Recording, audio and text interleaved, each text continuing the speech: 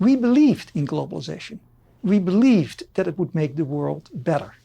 I think now we're in a situation where instead of moving toward one global world, we're actually moving more and more toward 2 or perhaps 3 new power blocks.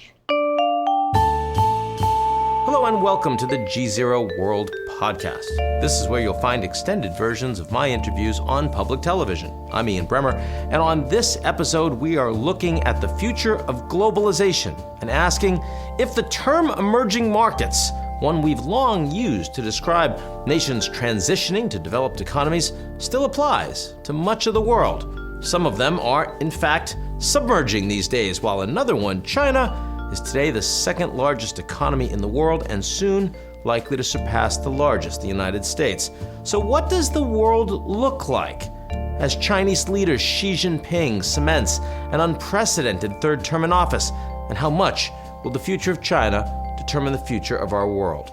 I'm talking with a man who coined the term emerging markets. He's investor and expert, Antoine van Agtmael. Let's get to it.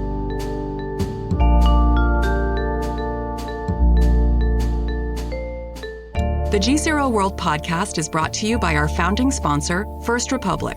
First Republic, a private bank and wealth management company, places clients' needs first by providing responsive, relevant, and customized solutions. Visit firstrepublic.com to learn more. As the world industrialized, nature suffered. Conservation has been dominated by Western voices, but in Africa, home to 30% of the world's biodiversity, African conservationists blaze a new path forward. On Africa Forward, a podcast supported by African Wildlife Foundation and produced by FP Studios, hear about green infrastructure, Africa's tremendous biodiversity, and how African-led conservation may save endangered species and the planet. Listen to Season 2 of Africa Forward wherever you get your podcasts.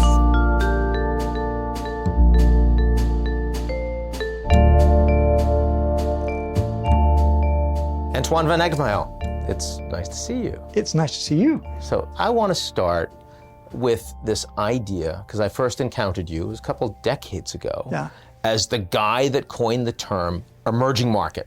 Yep. 2022, can we still call these countries emerging markets? Is that the direction they're heading? They're emerging in the sense that they have a long way to go. Some people even say, after the recent experience, that they've been submerging, which is kind of a nasty wordplay. But of course, they have evolved enormously. I mean, when I started my business in 1987, what did we have? Brazil, if you take the 4 BRICS, which, by the way, at that point weren't even investable. Wasn't it? Yeah, exactly. Yeah. So India was a bureaucratic nightmare. Russia was behind the Iron Curtain. China, had just come out of the Cultural Revolution. And Brazil was a mess. So a lot has happened since, with countries evolving enormously and in some cases becoming middle-class countries. So to some extent they have emerged, but they're still different. One thing that we can say that has been consistent over the nearly 40 years since you started on this journey is that we were moving towards globalization. We were creating a global middle class. We were. You think we aren't anymore? No. Why? And it pains me to say that. It's like having fallen off your belief. What I think for you was true, for me was true. We believed in globalization. We believed that it would make the world better. And we found out that that was to some extent true. It lifted a whole group of countries, my emerging markets, out of poverty. But it also created all kinds of problems, particularly in the developed countries. And I think now we're in a situation where instead of moving toward one global world, we're actually moving more and more toward 2 or perhaps 3 new power blocks. Asian, Chinese power block, basically, Chinese, Russian power block, and an American, European power block, with some of the other countries having to make up their mind where they're going. And by the way, the elites in many of the emerging markets are asking themselves that question. They are getting fed information that is very different from what you and I read here in the United States or in Europe. Very different. And we forget that. About half the world thinks very differently from the United States and Europe. So when I think about globalization, I think about goods and services and people and data and capital moving faster and faster across borders around the world. When I talk to the CEOs of big multinational corporations, there are exceptions. But generally speaking, I find that those CEOs are still committed to those principles. And I'm saying that not about American or Canadian or even European CEOs. I'm talking about global CEOs. Doesn't matter what company I'm talking about. I think that's absolutely true. They would like to believe that we're still moving toward globalization. Whereas in their everyday life, they realize that it's not always the case. I mean, take, for example, China. The way an American businessman now thinks about China as opposed to the way they thought about China 20, 30 years ago. You know, I was part of the World Bank team that helped create the Chinese financial system, which was probably one of the most interesting things I did in my life. At that point in China, people were very open, they were very eager, they wanted to get to learn. China today is much more closed. And China has also developed to have a real sense of itself as a world power. And that's very different from the way it was in the past. So while we may hope and would like to see globalization, in fact, I think we're moving in a different direction. There's another aspect, and that is we have learned, for a variety of reasons that we can go into, that it's no longer just efficiency that counts. It's also resiliency that counts. And those are subtle changes, but they make things different. I could play with both of those points. Yeah. But maybe the first, which is China used to be more open, is no longer as open. When you're saying China was more open, of course, that was at a time there was very little American investment, Western investment in China. Right. Today, there's a massive amount of investment into China. Absolutely. There's a massive amount of interdependence. Absolutely. Frankly, a lot of the low-hanging fruit has been picked. China's a much more competitive field to be in. Their labor is more expensive. Right. Is this really sort of the unwinding of globalization, or is it just a maturation that comes once you've actually already done all of that? I think it's both. Absolutely, it is true that the low-hanging fruit, or really crazy opportunities often.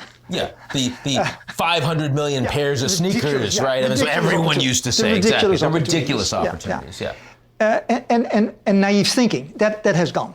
Right. But it's more than that. And the more than that is the fact that I think China has developed a different sense of itself. And the US has become more defensive. Basically, I think we are, I believe, moving from the American century to the Chinese century.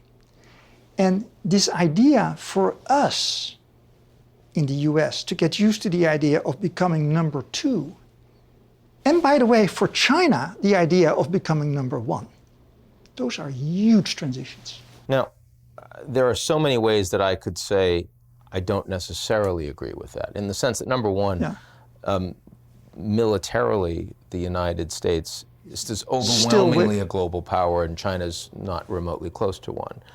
And then secondly, I would focus on all of the internal challenges that China seems to be experiencing economically right now, some of which you've written about because of the middle income trap. Absolutely. But also the demographics are so much worse than one would normally expect. They're not worse than ours, but they're a lot worse than they were before. A lot worse than they were before. Yeah. I mean, China's already peaked population at a time that they're very poor. Yeah. And all of the inefficiencies, the debt challenges that come with that. Why, in the context of all of that, would you feel confident that it's a Chinese century? China more powerful, absolutely.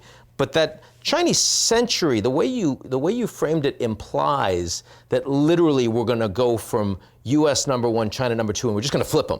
Do you really think that's happening? Yeah, I think so. Okay. I think that as a result of what they have done, much of which has been really something we can admire, I think. There is a momentum. It's like being on a boat and steering a boat, as I just recently did. Once you're on a certain course, to move in a slightly different direction is very, very difficult. And what I think is happening is that China now has a certain momentum. You were talking about the superiority, which unquestionably the United States still has militarily. But let's not forget that the United States hasn't really won any major conflict in a long, long time. So this military superiority as applied to being effective in specific places, let's take Taiwan, for example, is not so clear. I agree with that. Address the question of your confidence in, your continued confidence in China's model economically in a way, because I mean, what China's done for the last 50 years has been extraordinary. But so much of that has come from a different model. I mean, we look at China over the last 50 years, massive amount of surplus, inexpensive, incredibly efficient labor. None of those things are going to apply to China's growth model going forward. This is the old Paul Krugman argument. I mean, and not only. Yes. You know, there have been times over the past 25 years that I've gone back and forth to being an admirer to being a skeptic. And unquestionably, there are things that China will have difficulty with.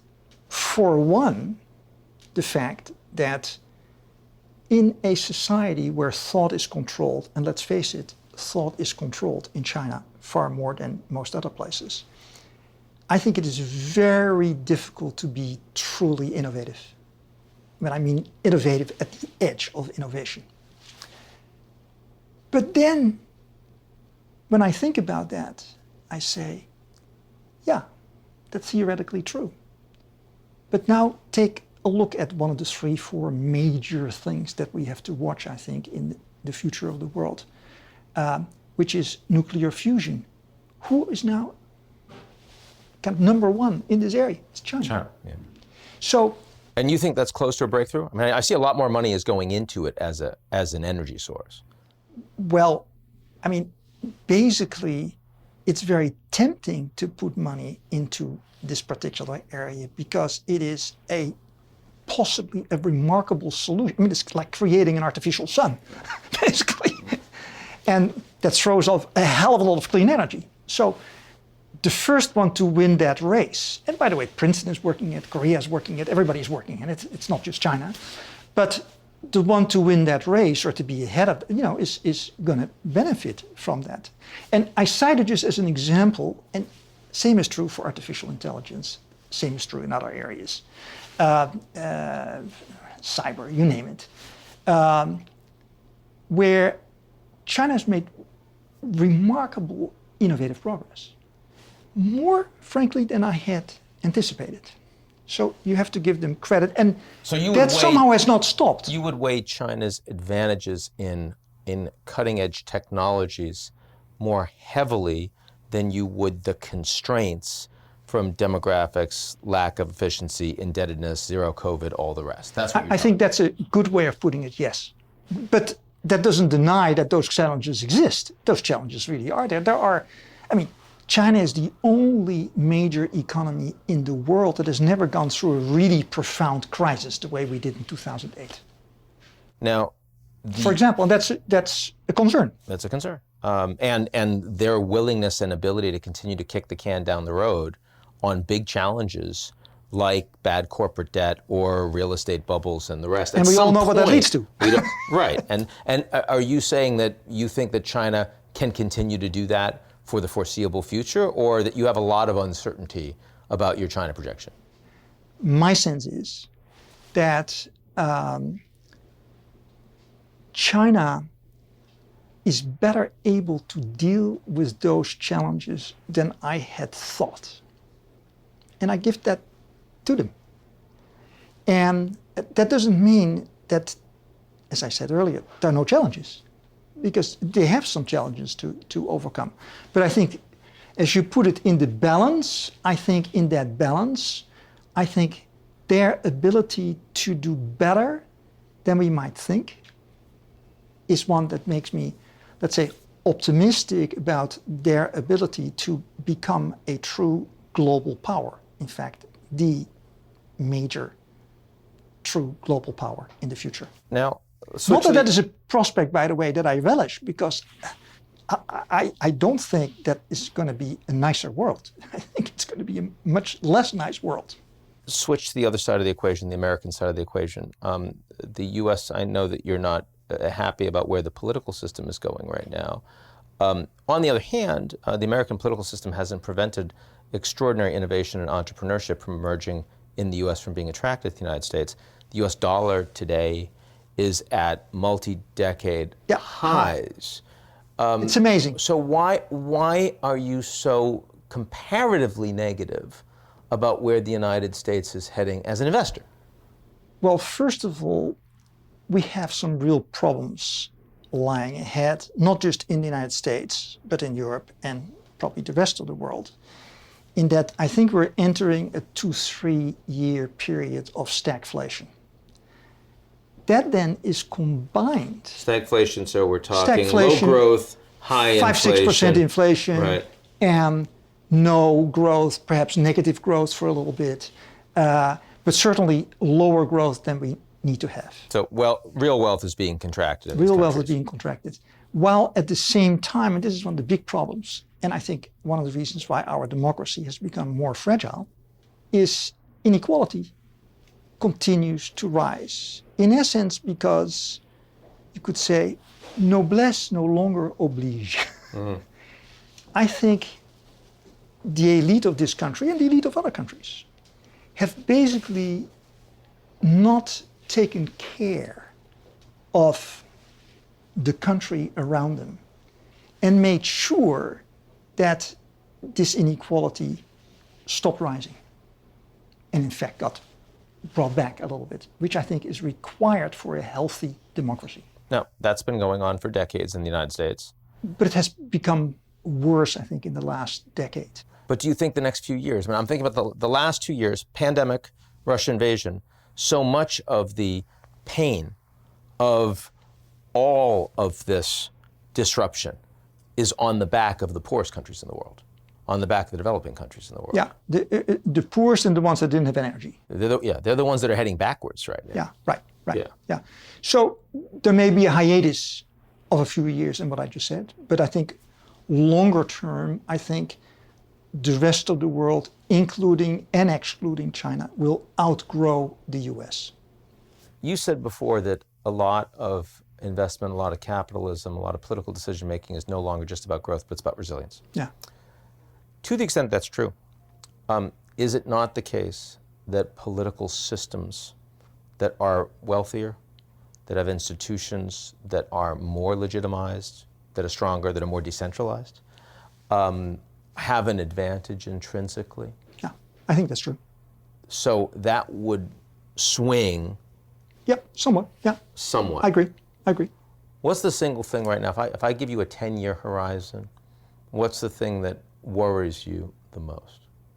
What worries me most, I think, is that I don't see the growth of inequality, the rise of inequality in the US and other countries being brought back.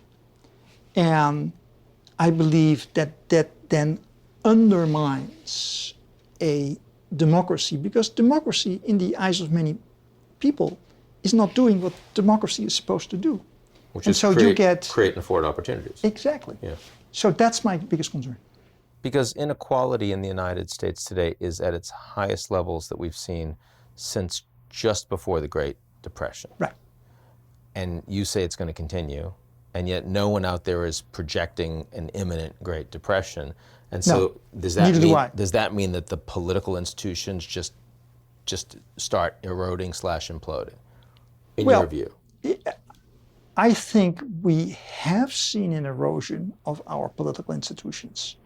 I mean, let's not forget that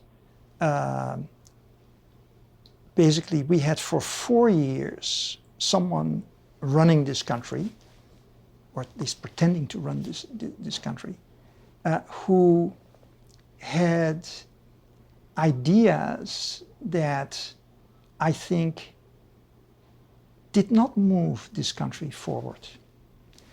And I think that, let's call a spade, that the Biden administration, which by the way I think doesn't get enough credit for what it has been doing, although I think just today his popularity figures were a little bit higher, but I think that he has not been getting enough credit for what he has been doing. I think he's been trying to kind of bring that back, but it's not easy. Now, if you were a kid, a young man today, looking at your career ahead of you, what would you do fundamentally differently than you had back in the 80s? It's a very interesting question. You know, I came to this country in 1968, which was, by the way, not a great year for the U.S. It was a violent year for the U.S. It was a divided year in the United States. It was Vietnam era. It was, oh my God, yeah. And still, the U.S. had a certain glamour. It had a certain prestige. It offered something to a European kid like me. Whereas if a nephew of mine in Germany or Holland or France would say, "What do you think, uncle? Should I come to the US and make my career there?" I would probably say, I would think about that twice. Really? Yes. Because, I mean, if you think about where the wealth is being generated, where the top universities are, where the corporates are that everyone wants to go to. And by the way, we think about Europe.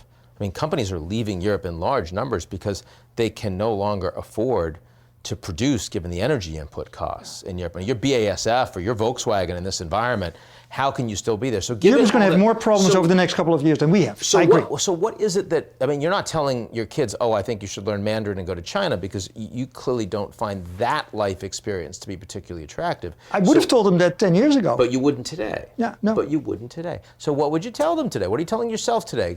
Young Antoine going off to cobble some shoes. Yeah.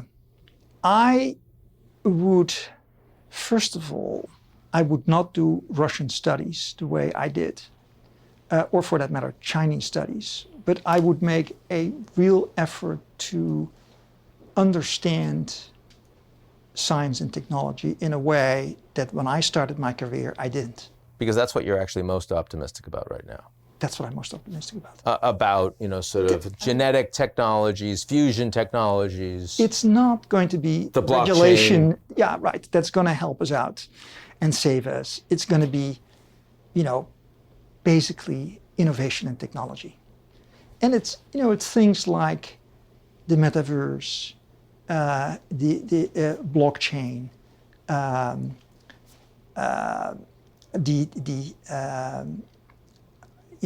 the whole area of artificial intelligence, nuclear fusion, mRNA. Those are the kinds of things where actually we have still an enormous advantage. Artificial intelligence, China is catching up, but in all the other areas, well, actually also in nuclear fusion they're catching up. But these are areas, these critical areas, we still have enormous strength. But when you say they, of course, a lot of the they is private sector. And that's even true in China in some of these areas. I'm wondering, the early part of this conversation, we talked about your view that there is going to be this shift in power from the United States towards China. We start talking about what you're optimistic about, because in some ways you're pessimistic and concerned about both the United States and China as governments, as political systems. Yeah. But the things you're optimistic about actually have to do with centralization shifting to decentralization, moving away from central governments and moving to other things. You're right. So are we really talking about a China century, or are we talking about a century that doesn't belong to countries? We're talking about a century that belongs to technologies and innovators and the people in that space. Like you, I've worked with a lot of analysts in my life. And the one lesson I always gave them is there's a difference between analysis and wishful thinking. And what I worry about is that this embrace and this confidence in technology and innovation is not enough. That's really my worry. Do I think it's unimportant? Absolutely not. But We cannot be seduced into wishful thinking here. My point here is that it is hard to displace existing actors. I accept that. But in the same way that it's hard to displace the United States by China because it has its position in lots of institutions and with the dollar, and people are used to having supply chains in certain places, all this, they know the leaders from those countries, they're comfortable with them. But for all the reasons you're suggesting, you're saying, well, actually China's going to start to do that. Well, it's very hard to displace governments as central actors, as sovereign actors. And yet, so many of the trends, so many of the things that we see expanding exponentially in their influence in the world, digital technologies in particular, are places where governments fundamentally don't exert sovereignty. And I wonder if, despite all of the first mover advantages that governments have in this world, that if we were going to be surprised in 30 or 40 years' time looking back at our careers, the surprise is that we bet too heavily on governments. That could very well be the case. And I certainly would want governments to do everything to make it possible for, let's say, the private sector, for individual researchers, etc., to be productive and to be innovative. But while I would love to see decentralization, as you call it, take the place of the role of major governments, do I realistically think that is possible in the way we are going? I have my doubts. Antoine van Agtmael, it's great to be with you. Same here. That's it for today's edition of the GZERO World podcast. Like what you've heard? Come check us out at gzeromedia.com and sign up for our newsletter, Signal.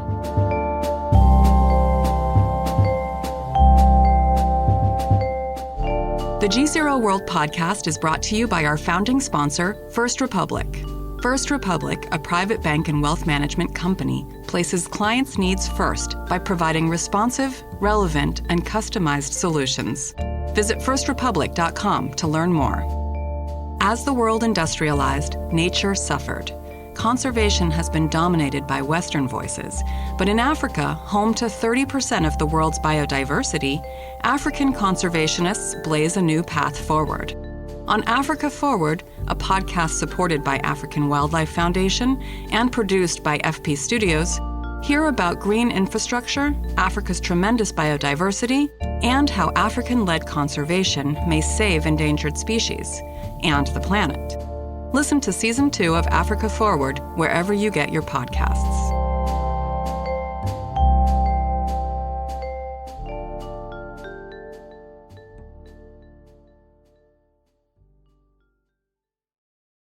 You're listening to the GZERO World with Ian Bremmer podcast, your weekly geopolitical deep dive into the world's biggest news stories, featuring in-depth conversations with global leaders and newsmakers.